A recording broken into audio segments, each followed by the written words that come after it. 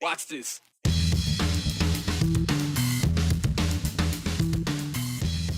A new foreign military training deal is headed for Idaho, but no one in Idaho's government seems to have known about the specific announcement announcing it, why state leaders are now asking for a briefing from the Pentagon. The fight over salmon is heating up again, and this time, it's not just about fish. We're explaining why a new lawsuit could change how the Northwest keeps the lights on. As fear and frustration grows for immigrant families across the Northwest, one group in Seattle is pushing back. Not with protests or politics, but with dance. Idaho's entire congressional delegation, as well as Governor Brad Little, are asking for answers from the Pentagon after the announcement a week ago that Qatar will build a military training facility at Mountain Home Air Force Base. In a joint letter to Defense Secretary Pete Hegseth, the leaders say they received no advance notice before the agreement was made public.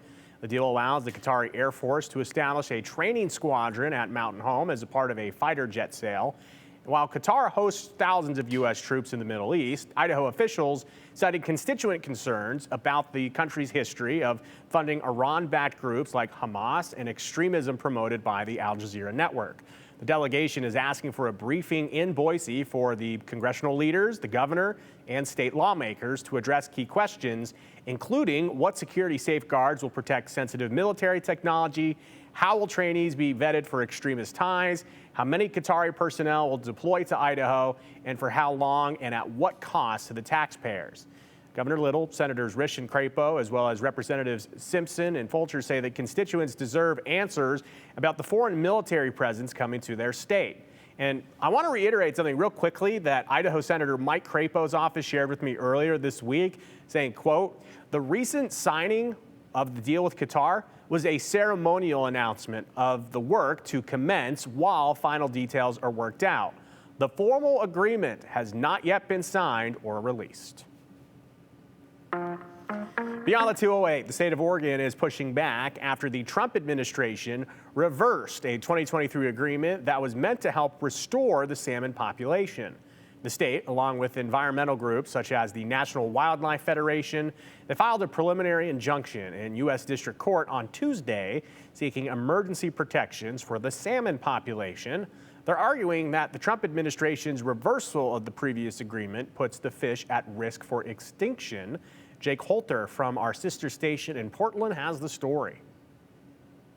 We're in an emergency situation right now. Dan Rolfe directs Lewis & Clark's Environmental Law Clinic and has been working on this sort of salmon litigation for decades. He's a plaintiff attorney in the injunction filed Tuesday. We're asking the court to tell federal dam operators to operate those dams in a way that aims to increase the survival of juvenile salmon especially, but overall salmon and steelhead, to try to avoid that extinction trap that is increasingly looming for salmon. One of those operational requests is increasing spill to help the juvenile salmon avoid the turbines. But a local power association is concerned that these changes would have a negative impact on the community. Northwest Public Power CEO Kurt Miller told KGW in a statement, quote, "The plaintiffs' push for sweeping restrictions on the Columbia and Snake River dams is an alarming threat to the livability of the Northwest. At a time when energy prices are climbing and our electric grid is under unprecedented strain, this motion risks plunging our region into crisis." Rolfe argues the previous 2023 agreement addressed that. There are a number of ways to try to ameliorate that. One is, of course, to develop more renewable energy resources, which we desperately need anyway. And that was one of the aspects of the agreement between the federal government and other parties. The Biden administration plan was to provide nearly $1 billion to the tribes in the region to develop that renewable energy, but now that's in jeopardy with the Trump administration. We were working together on investments across the basin in fisheries infrastructure, but also looking to make investments in clean energy, to plan for the ultimate replacement of 4 dams on the lower Snake River that are especially unsustainable for the fish that return to that part of the basin. We also reached out to the government agencies in this case, including NOAA Fisheries and the Army Corps of Engineers, but received automatic replies saying they were furloughed as a result of the government shutdown. As fear and uncertainty grows for many immigrant communities, one group in Washington state is using culture as a form of resistance. Rachel Kim from our sister station in Seattle introduces us to the state's first Danza Azteca group, an indigenous Latino tradition that transforms faith and identity into a form of activism. When I hear about the raids and the deportation, Dramatic escalation of President Trump's illegal immigration crackdown. I just want to put myself out there and be with my people. For us, Danza Azteca is more than just dance. It's resistance.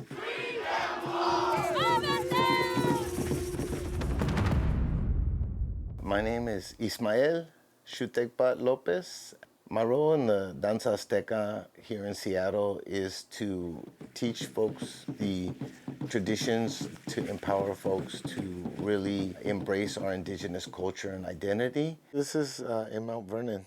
Growing up in Skagit County, where it was very divided between farm worker children and farm owner children, I felt a lot of racism. I remember we would get in trouble for speaking Spanish in school, and my hands are stained from picking strawberries and raspberries and being made fun of. I never viewed myself as a dancer. It was Squai Quai, Ray Williams, a Swedish elder, that taught me about ceremony and the meaning and really encouraged me to embrace my Aztec danza culture and bring this healing to my community. So in 2004, we formed the first group of Danza Azteca in Washington State. Danza Azteca originated in pre-Hispanic Mexico as a form of ritual prayer and communication with ancestors and the cosmos. It was later influenced by the arrival of Spanish colonizers and hence the introduction of Catholicism, but it continued to evolve as its own distinct cultural practice. Despite the suppression under Spanish rule, the dance was revived and adapted over generations, especially within the Mexican-American communities, to preserve our cultural identity, to express our spirituality, and a way to unite and strengthen our communities.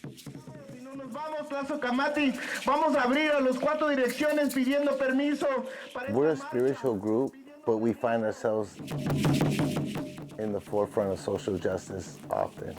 We ask all people to come together in solidarity to protect our immigrant community. With 956 people taken into custody. These new immigrant policies give folks the right to hunt down our neighbors, our family members, and to arrest us and treat us like criminals. They are not avoiding what they call collateral arrest. People are scared to come out, and it's really unhealthy because we're a collective society.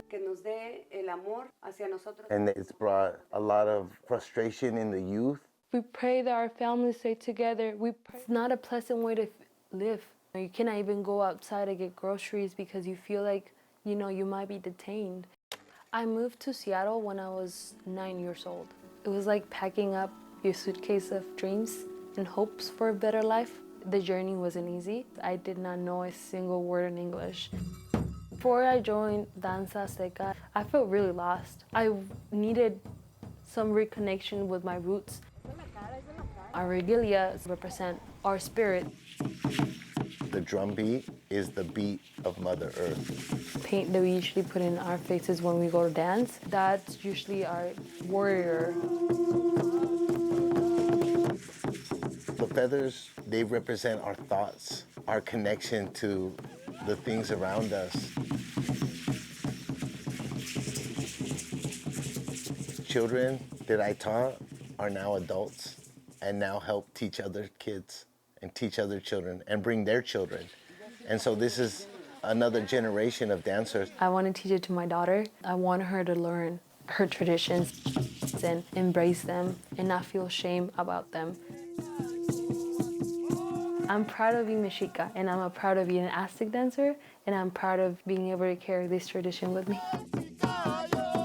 Danza Azteca is a way to protest, and we're a reminder that despite all the efforts to get rid of us, we're still here and we're still fighting strong on the land that our ancestors were on. And you can join us this Sunday for a special look at Hispanic Heritage Month here in the state of Idaho. A viewpoint special from the KTVB and Espanol team at 9 a.m. right here on 7 this Sunday. Staying in Washington state, the operators inside Seattle's iconic drawbridges keep traffic, boats, and entire neighborhoods connected. Bridget Chavez takes us inside their towers, high above the water, showing us the job that no machine can replace.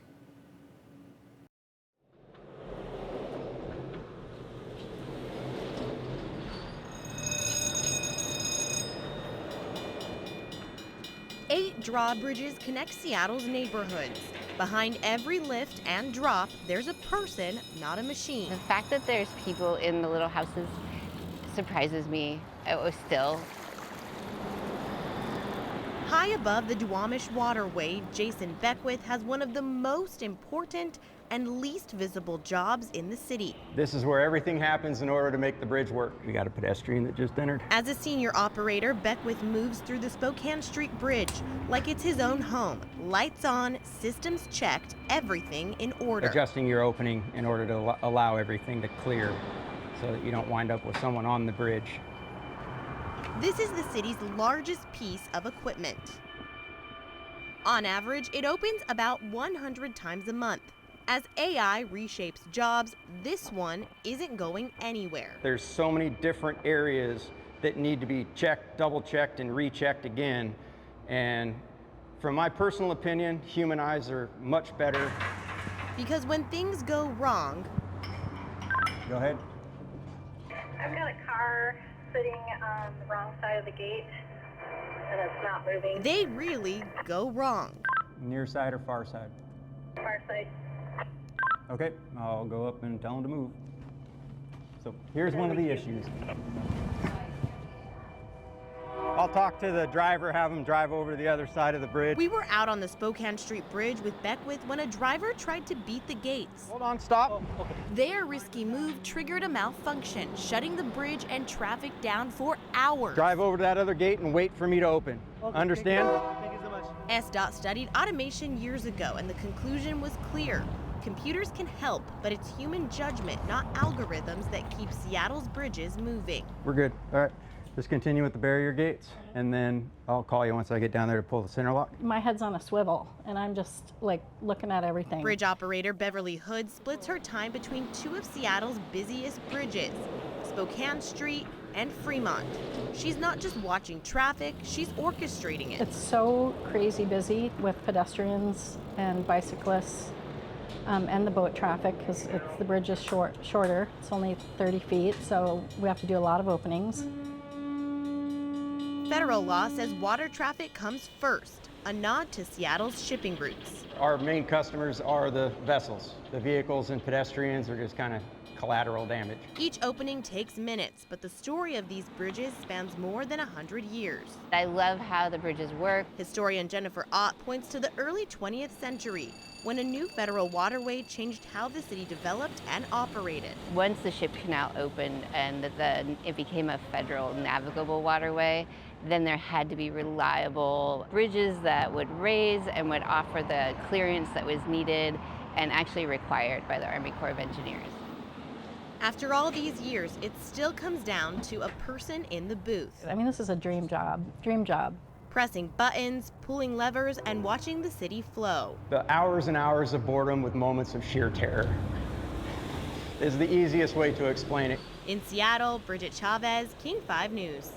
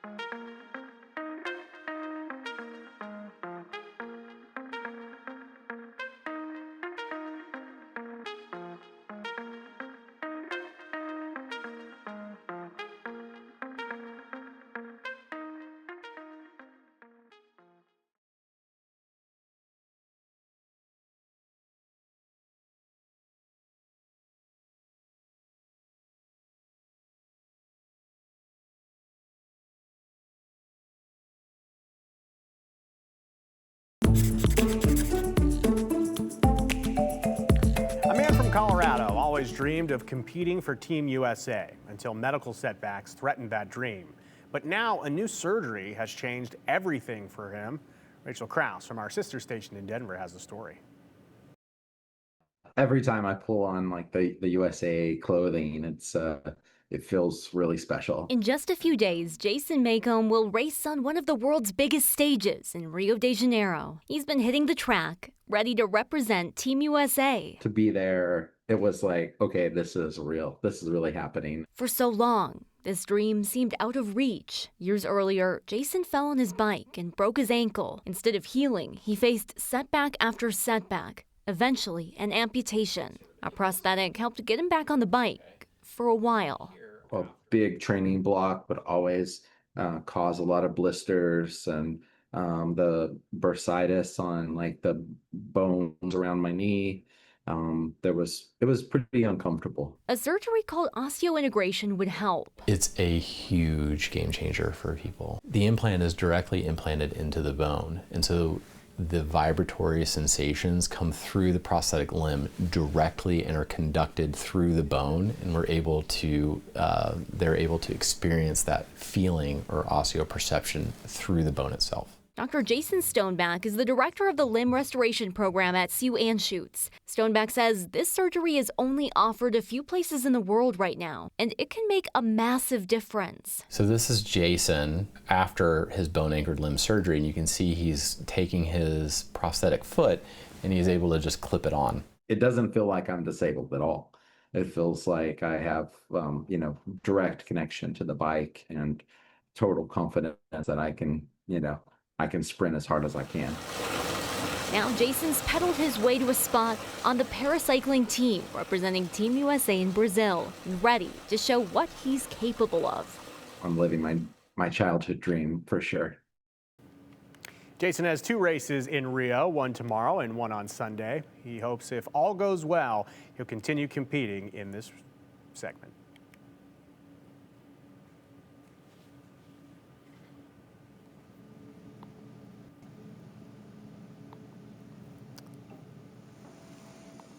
Staying in Colorado, a gym in Aspen says 2 bears stopped by the facility 2 days ago. The bears spent nearly 2 hours inside, checking out the equipment, taking a dip in the cold plunge. While the gym got a kick out of the visit, they installed an electric doormat afterward that stopped the bears from coming back. So there you go. Keep the bears away. Time for hibernation almost.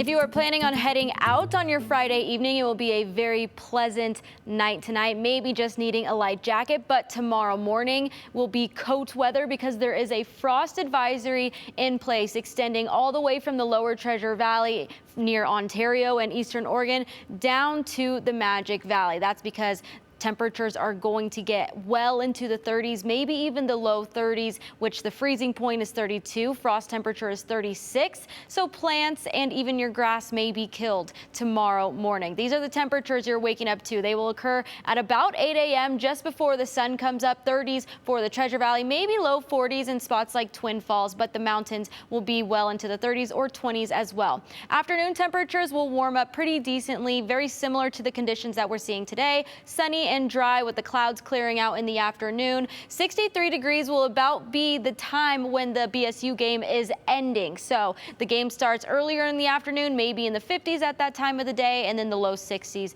by the end of the game. Come Sunday, we do have a system coming in pretty quickly. It will move through southwest Idaho, starting in the west central mountains, reaching Boise, Mountain Home, Upper Treasure Valley by the early afternoon, down to the Magic Valley by evening. Temperatures will stay in the low 60s for the weekend for Boise, leading to a cool start on Monday with 58 degrees, but the system will be gone by then, so we'll already be drying out to start the work week.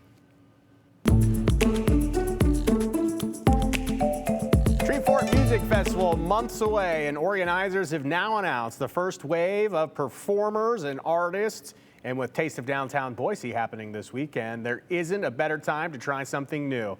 That and more in this week's 411 on a Friday. It's Abby Wilt. A Pocatello man has been arrested in connection with a bomb threat made to the state capitol on October 8th.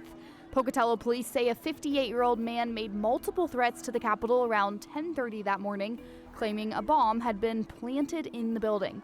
The capitol was then evacuated. No explosives were actually found in the building. Police say 2 additional voicemails with similar threats were made from the same number. The man was booked into Bannock County Jail yesterday on 1 felony charge of false reports of explosives in public or private places. A group of survivors, advocates, law enforcement, and healthcare professionals took part in the annual Taking Steps Against Domestic Violence walk. The walk started yesterday at the Ada County Victim Services Center in downtown Boise and ended at the Ada County Courthouse. For nearly 20 years, the Victim Services Center has ensured survivors receive compassionate, immediate care and comprehensive support when they need it most. October is also recognized as Domestic Violence Awareness Month. Treefort Music Fest dropped their first lineup wave for next year's festival. Artists include synth-pop artist Magdalena Bay, indie folk musician Father John Misty, and rising stars like Amber Mark, Flipturn, and Hemlock Springs. The 5-day festival runs March 25th through the 29th in downtown Boise, featuring over 180 artists from around the world. Taste of Downtown Boise started today. More than 40 businesses in the downtown area have created exclusive specials for $14 or less. The event runs for 10 days until October 26th.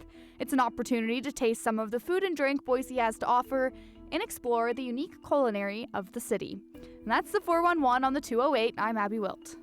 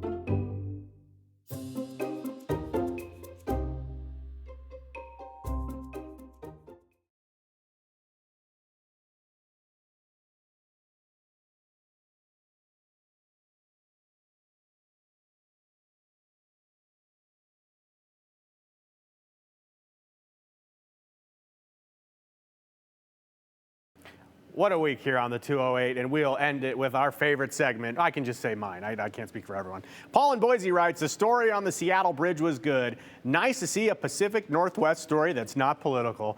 Boy, Paul, you are not kidding. Let's see, what else? Sheila also says, great story about the bridge. Enjoy Beyond the 208 segments. Thank you so much, and have a great weekend.